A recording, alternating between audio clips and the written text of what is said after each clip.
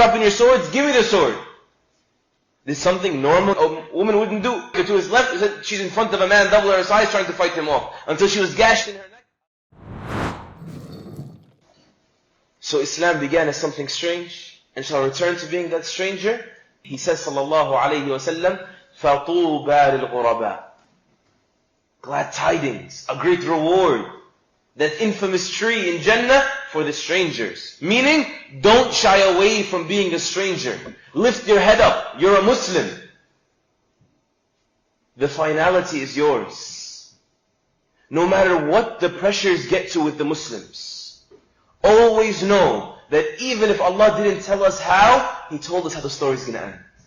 And that should be enough for any believer to sit comfortably within his religion. Don't ever drop the flag of being the stranger. When you look at the previous nations, they were firm, the Sahaba, through being strangers. And now we're being strangers. So how can we be firm the way they were firm? If you look, you'll see that their actions, their loyalty to the deen was unsurpassed. The deen was obviously, clearly, evidently the number one thing in their heart. That's the difference. That is why their reactions were so amazing. That's why their actions were also unprecedented, because their loyalty was unparalleled, hand in hand. Look, for example, the woman from Banu Dinar. They came to after Uhud and said, may Allah keep you patient. Your father, your brother, your son, your husband, they're all dead. Can you imagine? Normally, we would expect and not blame the woman to pass out right there. But because their hearts were not normal hearts, their reactions were not normal reactions. You know what she said? Where's the Messenger of Allah? Sallallahu alayhi wa sallam. Your whole family's dead. Where's the Messenger of Allah? He's well. She said, I have to see him. You can almost sense the earnest and the love and the iman in her words. I have to see him. Because you know, when someone has agony, true agony, the only thing that can remove it is to see with their own two eyes the agony being removed. That's the only thing that will satisfy them. That's why when Allah subhanahu wa ta'ala was reminding Banu Israel, who went through it all with Fir'aun, about one of his blessings over them, He said, وَأَغْرَقْنَا آلَ فِرْعَوْنَ وَأَنْتُمْ تَنْظُرُونَ.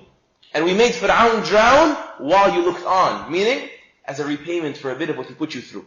You got to see him die with your very eyes. Drown in the sea.